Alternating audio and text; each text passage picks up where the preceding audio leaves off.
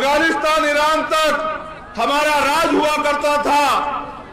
चंद्रगुप्त मौर्य से लेकर बरादर तक हमने यहाँ सैकड़ों साल राज किया इस देश में।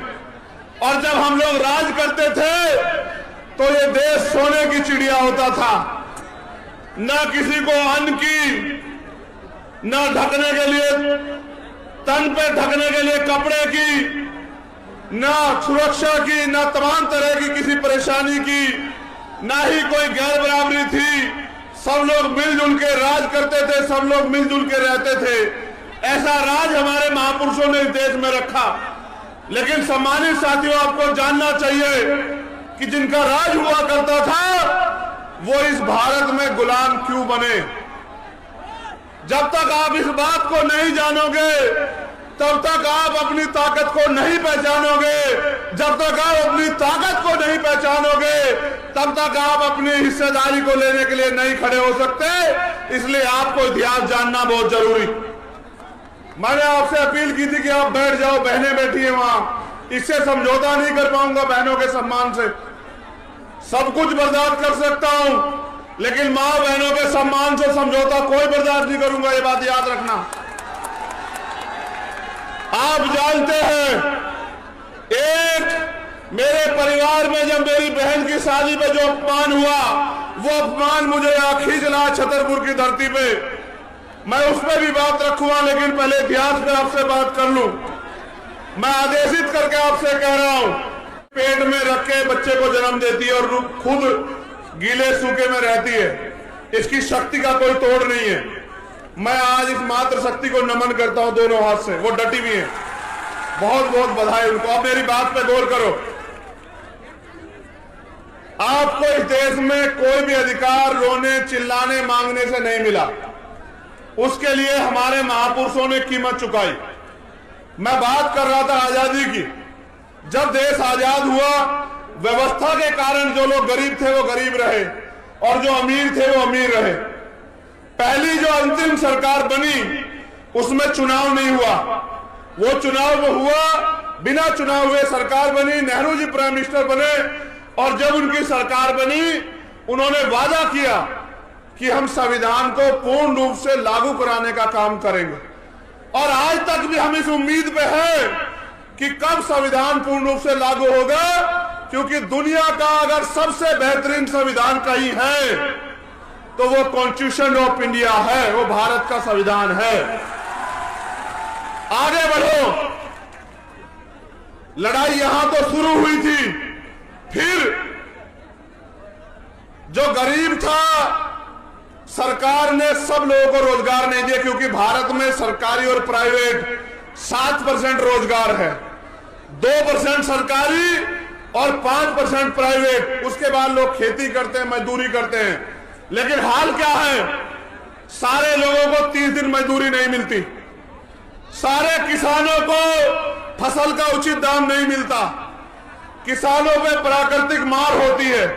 यानी कि सरकार ने किसी भी तरह इस इतने बड़े समाज को अपने पैरों पे खड़ा होने के अवसर नहीं दिए। थोड़ी बहुती अगर अवसर मिले तो वो बाबा साहब अम्बेडकर के संविधान में जो आरक्षण व्यवस्था थी, उस आरक्षण व्यवस्था के कारण जो कुछ नौकरियां मिली, उससे हमारे लोग अपने पैरों पे खड़े हुए। इसलिए जब हमारे लोगों ने अपने महापुरुषों की बात मान के पढ़ना शुरू किया, मंदिर को छोड़ के स्कूल जाना शुरू किया, तो इनमें चर्चा हुई कि अगर ये पढ़ लिख जाएंगे दलित, पिछड़े, आदिवासी, अल्पसंख्यक समाज के लोग, तो ये तो कुर्सी पे बैठ जाएंगे। अगर ये कुर्सी पे बैठ जाएंगे तो ये राज करेंगे, और अगर ये अपनी वोट की ताकत को समझ गए तो हम इस देश में इनके अधीन हो जाएंगे। 56 के बाद जब बाबा साहब अम्बेडकर ने बौद्ध धर्म की दीक्षा ली, तब जाके ये सत्संग और धार्मिक आयोजन होने शुरू हुए। उसके बाद हमारी बहनों को, माओ को, चाची ताइयों को, बुजुर्गों को किस तरह से धार्मिक आडंबर में फंसा के, उनको शिक्षा से दूर करके, जो गरीबी, बेबसी, इनकी व्यवस्था में जो संसाधनों का वितरण गलत तरीके से हुआ, गैर बराबरी कारण हुआ, जो गरीबी हमारे लोग झेल रहे थे उससे दूरी होने का इन्होंने रास्ता बताया कि आप हमारे सत्संग में आओ, हम यहां से आपकी गरीबी दूर कर देंगे, आपकी बीमारी दूर कर देंगे, आपके बच्चों को रोजगार दे देंगे, आपकी समस्याओं का हल कर देंगे। जो समाज हजारों साल गुलामी में रहा था, उस समाज को लगा कि हो सकता है इन आश्रमों में जाके, इन सत्संग में जाके, मंदिरों में जाके और तमाम तरह के धार्मिक आयोजनों में जाके शायद हमारी मुक्ति हो जाए।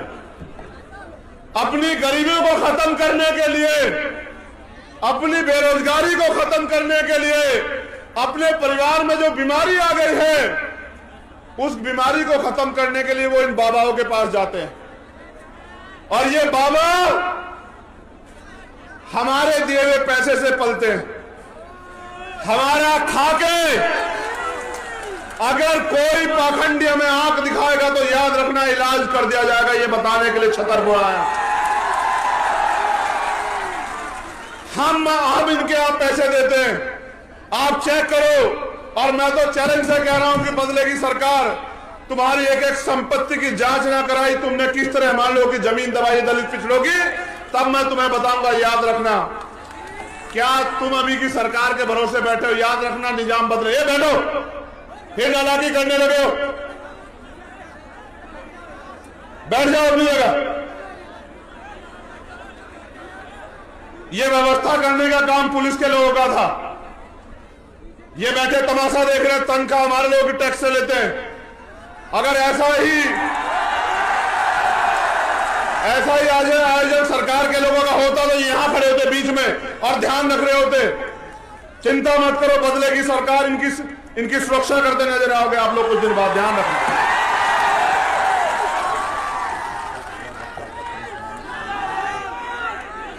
एक मिनट चुप हो जाओ। तुम्हारे आसपास एक 10 साल का बच्चा होगा, उसका नाम है प्रिंस। क्या कपड़े पहने? सफेद शर्ट और लाल पैंट। अगर तुम्हारे पास कोई 10 साल का बच्चा आसपास हो तो उसको मंच पे ले आओ। उसकी मां आ गई है, उनको परेशान है, या बाबा की पर्ची की जरूरत नहीं है, आपकी पर्ची से काम हो जाएगा। देखो अपनी निगाह करके, 10 साल का बच्चा है प्रिंस, कहां है? ले आओ ले आओ। अरे हमारा पर्चा, तुम चिंता मत करो, बैठ जाओ, आ जाएगा, बैठ जाओ, बैठो जरा, बात सुनो। प्रिंस आ जाएगा, तुम्हें भी प्रिंस बनना है देश में, बैठ जाओ। ये लड़ाई तुम्हें प्रिंस बनाने की लड़ी जा रही है, चिंता मत करो। चुप हो जाओ, बात सुनो, गौर करो। फिर इसलिए ये हमारे लोगों को झूठे आश्वासन देते हैं कि हम आपकी जिंदगी में जो परेशानियां उनको खत्म कर देंगे, इसलिए उन परेशानियों से मुक्ति के लिए हमारे लोग इनके पास जाते हैं। फिर ये हमारा शोषण करते हैं, फिर ये हमारे लोगों को गुमराह करते हैं, और फिर ये हमें ही नीचा दिखाने का काम करते हैं। अब मैं आपसे कुछ और बात कर लूं, मैं इन पे आऊंगा, आपको धाम धूम पे आऊंगा, ये बात का काम है। पहले काम की बात सुनो। हमने एक आयोजन, मैं आया था 12 फरवरी के बाद उज्जैन में, जब भाई किशन लाल जी के परिवार से मिलने के लिए। मैंने आपको मध्य प्रदेश का एक सच बताया। सच क्या था कि आज भी आजादी के 75 सालों के बाद लोगों के पास पक्के मकान नहीं। मैंने बताया था ना आपको, हम लोग उसका डेटा भी तैयार कर रहे हैं। अगर आज भी कुत्ता भी पालता है तो उसके रहने की व्यवस्था करता है नहीं करता, बताओ? अगर गाय पालता है तो उसके रहने की व्यवस्था करता है नहीं करता, बताओ? अगर बकरी पालता है तो उसके रहने की व्यवस्था करता है नहीं करता, बताओ? पानी देना यार। ये सरकारें आपको कुत्ता बिल्ली गाय बकरी से भी ज्यादा कमजोर मानती है। इसलिए इनको नहीं लगा कि जब बरसात आएगी इनके घर चुएंगे। ये बहनें जिनके सम्मान की बात करती है कहां रहेंगी? ये माए रात में जब बरसात आएगी कहां जाएगी जब मकान चुएंगे? इन्होंने आपकी परवाह नहीं की, ठीक है? इसलिए हमने कहा कि डेटा तैयार करो और हर जिला मुख्यालय पे हम लोग आंदोलन करेंगे।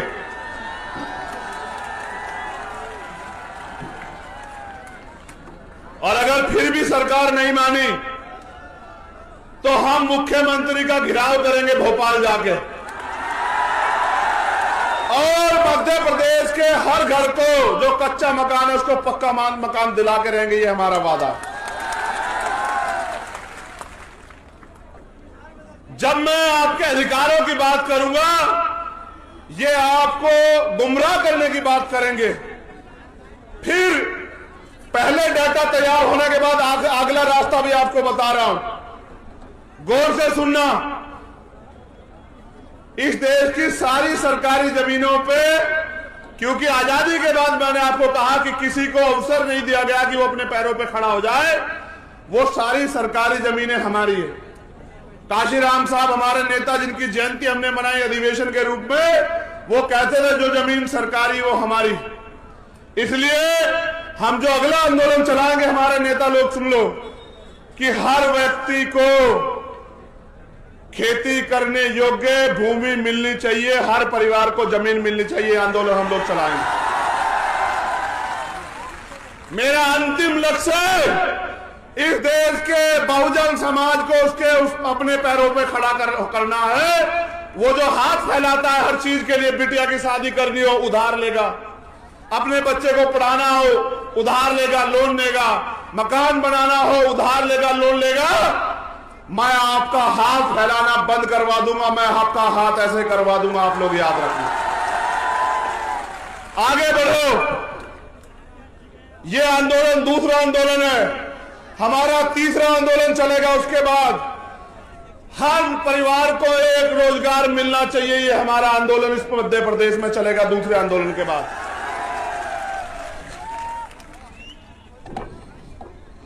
उसके लिए भी हम लोग इसी तरह से सरकार को मजबूर करेंगे। फिर आगे बढ़ो।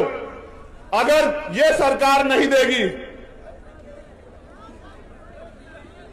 तो मैं आपसे कहना चाहता हूं, मेरे बहुजन समाज के लोगों,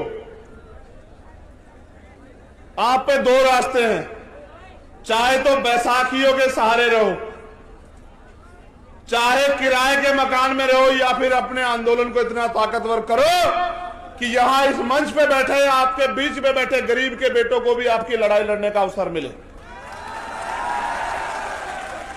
और जिस दिन आपने इस बात को समझ लिया कि जिन्होंने 75 साल में आपको जानवर से ज्यादा कुछ नहीं माना, उनका साथ छोड़ के आपको अपने आंदोलन को, अपने संगठन को, अपनी पार्टी को मजबूत करना है, मैं उस दिन कहता हूं कि आपकी तरफ आंख उठाने वाला मध्य प्रदेश में कोई माई का लाल पैदा नहीं होगा। मेरा वादा आप लोगों को।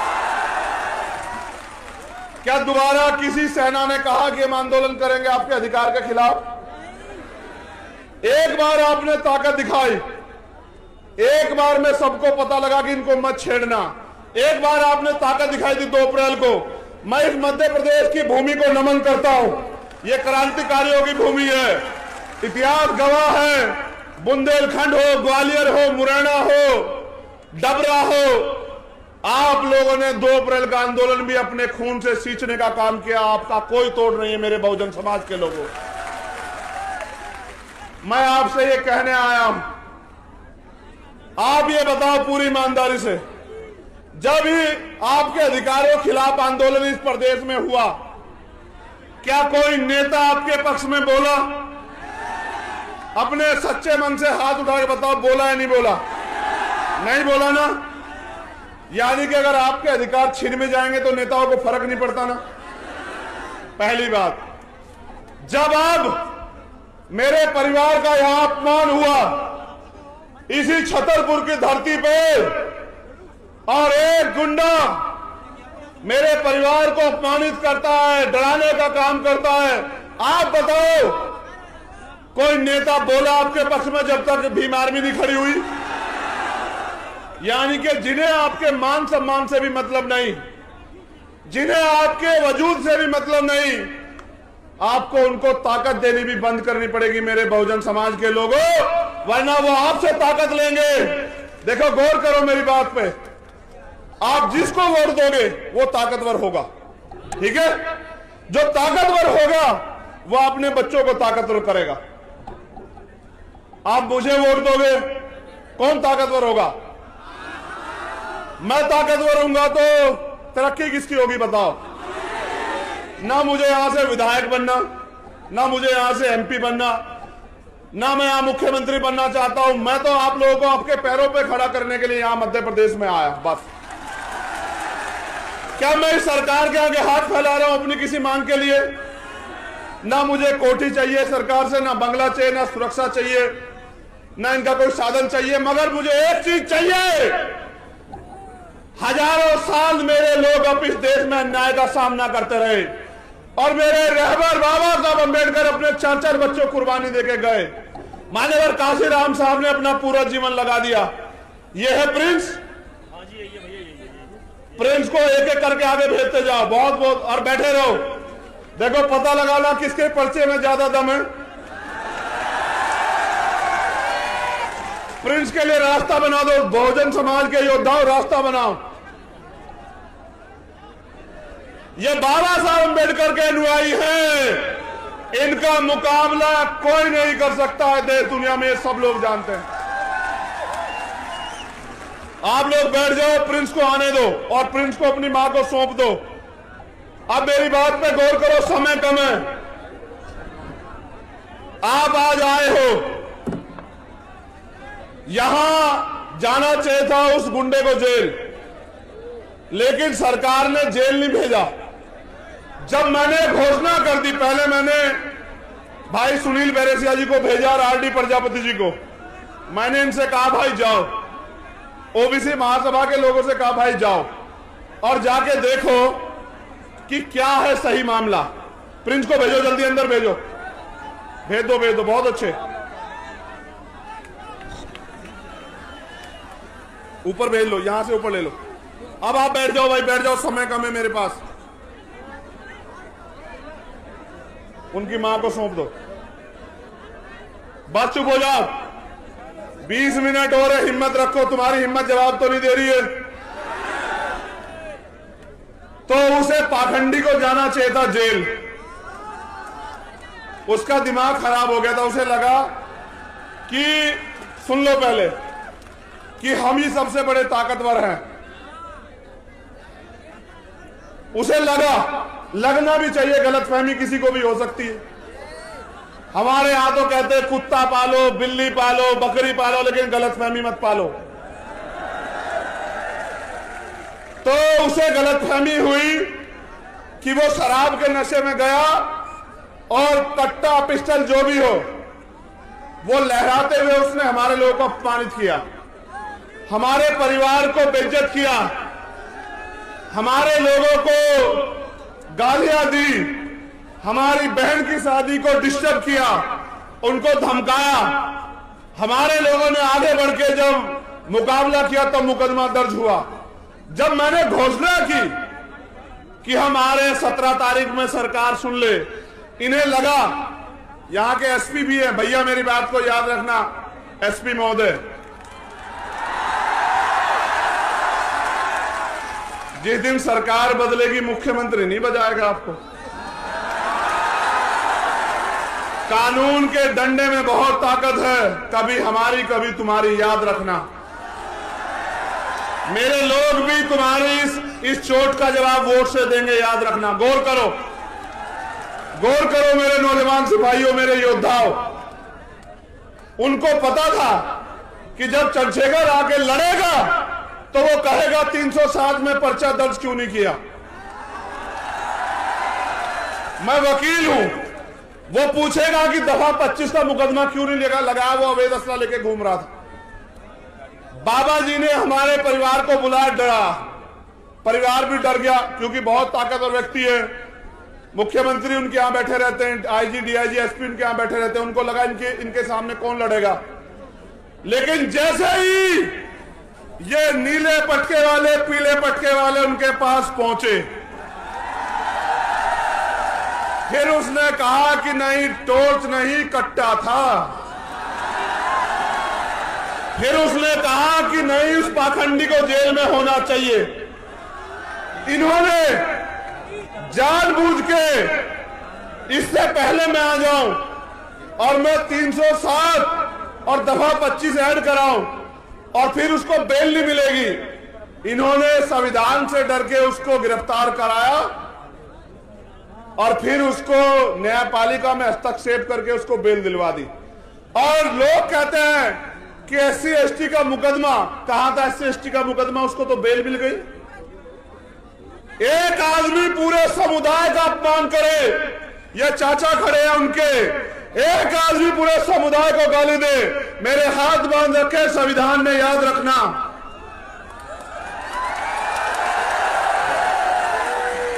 अगर संविधान को ना मानता तो तुम्हें बताता कि अपमान कैसे किया जाता है, याद रखना मेरी बात को। बाबा साहब अम्बेडकर का खून हूं, संविधान को मानता हूं, इसलिए मैंने कहा कि संवैधानिक रूप से लड़ेंगे।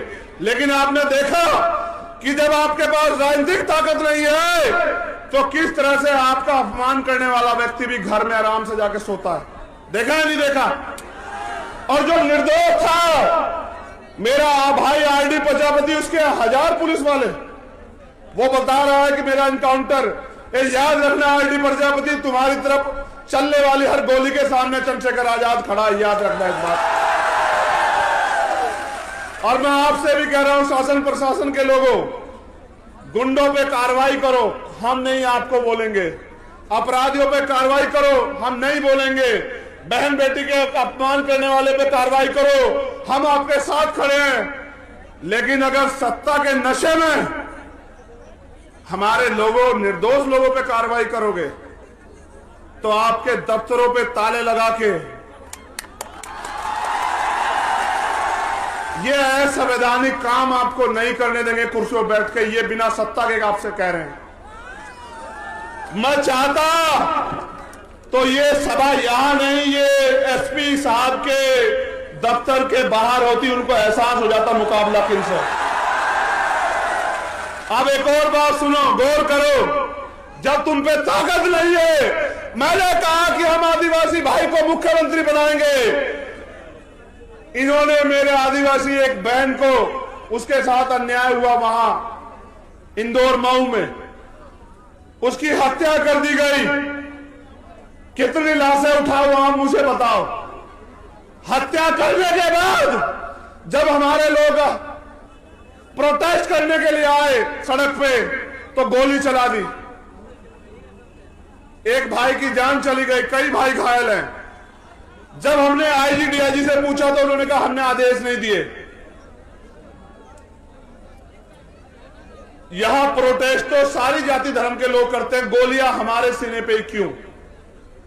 इसका जवाब इस सरकार को देना पड़ेगा। आदिवासियों की हत्या हम लोग नहीं होने देंगे, सरकार को जवाब देना पड़ेगा।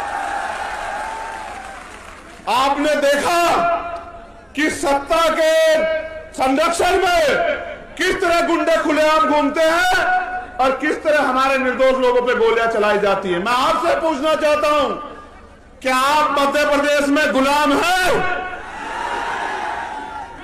अगर आप गुलाम नहीं हो तो जो गुलामी की बेड़ियां आपके पैरों में पर डालने का काम किया जा रहा है, उनको काटने के लिए तैयार हो जाओ मेरे नौजवान साथियों।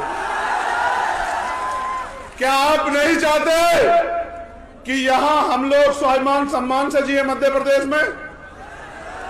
क्या आप लोग नहीं चाहते कि किसी बहन का अपमान ना हो? बताओ, चाहते नहीं चाहते हो? क्या आप नहीं चाहते आपको रोजगार मिले? क्या आप नहीं चाहते महंगाई खत्म हो? क्या आप नहीं चाहते कि आपको पक्के मकान मिले? क्या आप नहीं चाहते कि आपको जमीन मिले? कौन दे सकता है ये तो आपको बताओ। वोट उनको दोगे, मैं कहां से दे दूंगा कुछ? देखो, जब एक गरीब का बेटा अपने लोगों की लड़ाई लड़ने के लिए खड़ा होता है तो बहुत लोगों को तकलीफ होती है। ये आपके बीच का प्राइमरी स्कूल के हेडमास्टर का बेटा आपकी ताकत से, आपने जितनी ताकत दी, आपने सम्मान दिया कि आज इनकी आंखों में चुभने लगा है। मैंने कभी आपको निराश नहीं किया। आप जानते हो नहीं जानते इस बात को। मैं पहले कभी आपके बीच ये भी कहने नहीं आया कि मुझे वोट दो, लेकिन आज मैं आपसे कहना चाहता हूं कि मैं इस लड़ाई को जीतना चाहता हूं। मेरे लोगों, आप बताओ, क्या आपको आपके खून पे भरोसा नहीं है?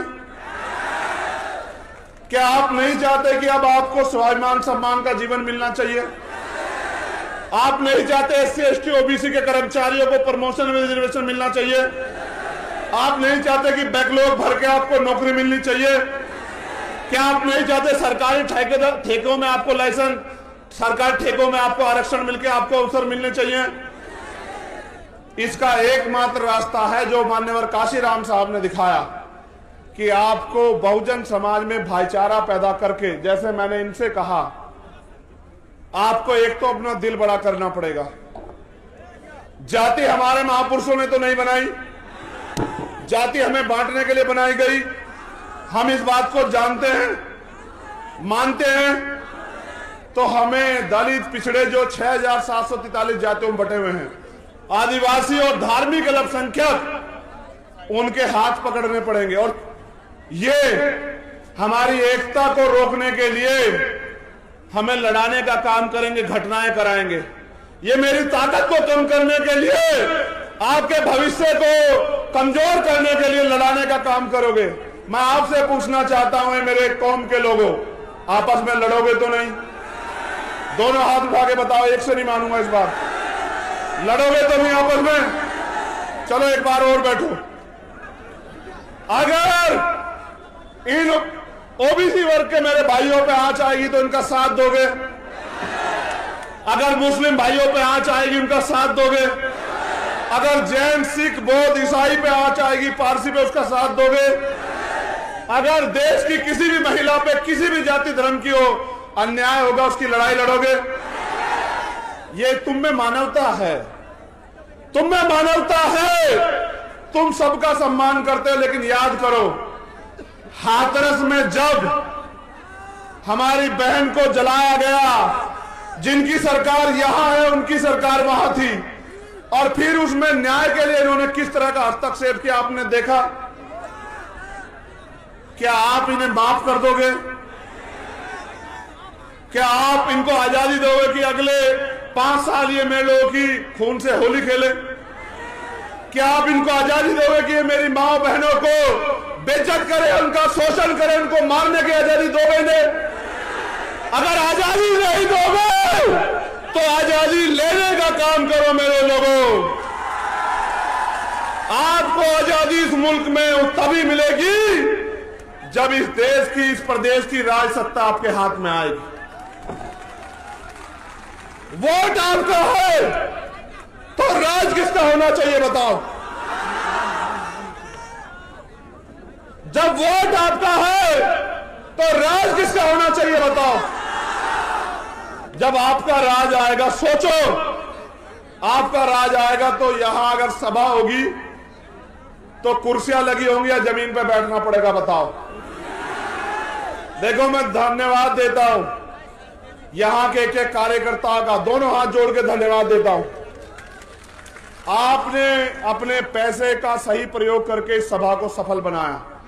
आपने जवाब दिया उनको जो ये कहते हैं कि एक गरीब का बेटा आगे नहीं बढ़ सकता, उनको जवाब दिया। आप मोटरसाइकिल पे आए, पैदल आए, और मैं जानता हूं, मैंने देखा भूखे पेट आए,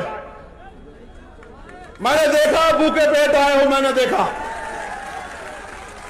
आप इस जगह कम पड़ी है, आप अपने पैर पे खड़े हो।